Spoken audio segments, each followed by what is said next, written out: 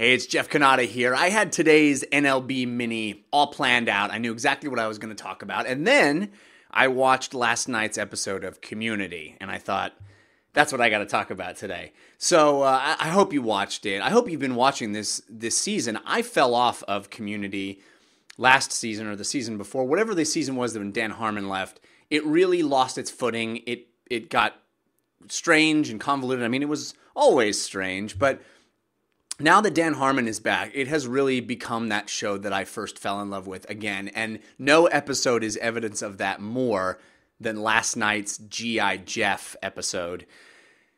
At its best, this is not what Community started out as. Community started out as this, this regular sitcom, but it quickly morphed into really an examination of pop culture through the eyes of Generation X, really. It's children of the 80s trying to deal with the fact that they're growing up. And that is exactly what this episode is about. I think the whole series has become that, and all the meta references and pop culture inside jokes that Community does so well, they all come from a specific point of view, and that point of view is very much my own. It's very much the point of view that I grew up as a child of the 80s. I think we are the first generation that really our childhood was commoditized more than any other previously.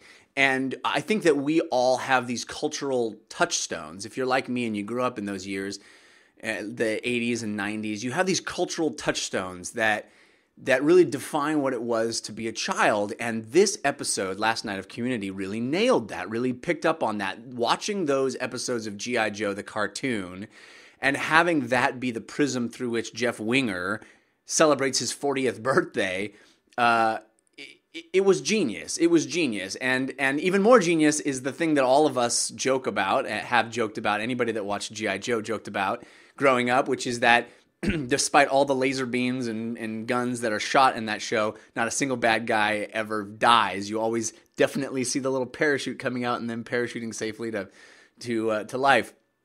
And this episode supposes what would happen if someone actually did kill someone. And I think that's a brilliant jumping off point as well. But it through the live action reenactments of the toy commercials and the really authentic 2D hand-drawn animation version of this episode of Community that they did in the G.I. Joe style, and to my ear, I didn't check this. I should have checked it, but I'm willing to bet, based on my ear and my memory of childhood, that they got the actual voice actors for Flint and Duke, because those guys sounded spot on. So it had an authenticity. It had the feeling of G.I. Joe. They were able to use all the names, and I loved all of the ridiculous fake G.I. Joes that they came up with, and the G.I. Joe code names that they came up with for the Community main characters. It was brilliant. It was. It came from a place of real knowledge of anybody that lived through that time, has those memories of the toys and the interaction with the toys, and the fact that all the Community characters they made as G.I. Joe action figures, like, brilliant. Where can I buy those? Put them on sale. It was just the perfect 22-minute episode of nostalgia, and the perfect way to really use a metaphor to express this feeling of getting older in life and losing contact with that childhoodness that we all linked, I think, at least I did, to products, for good or ill. I mean, it's really something that I'm not sure is a good thing, but we all link them to these nostalgia points, these toys that we played with, these cartoons that we watched. And because pop culture is so pervasive now and everything's a reference point for something else, I think it represents youth. It represents innocence. It represents being young, and the fact that we have to let go of these childish things, and how people like me, and I suspect many of you, aren't doing that. We are still living with our child icons.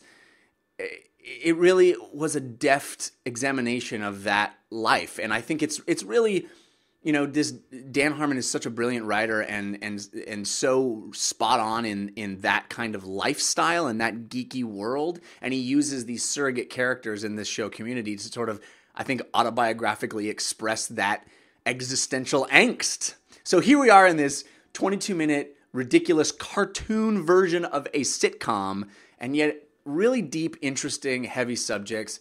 I love Community. I hope you're watching it, and I particularly hope you watched that episode. And I hope you continue to watch this YouTube channel. You can subscribe and like. I really appreciate it. We'll have more NLB minis next week.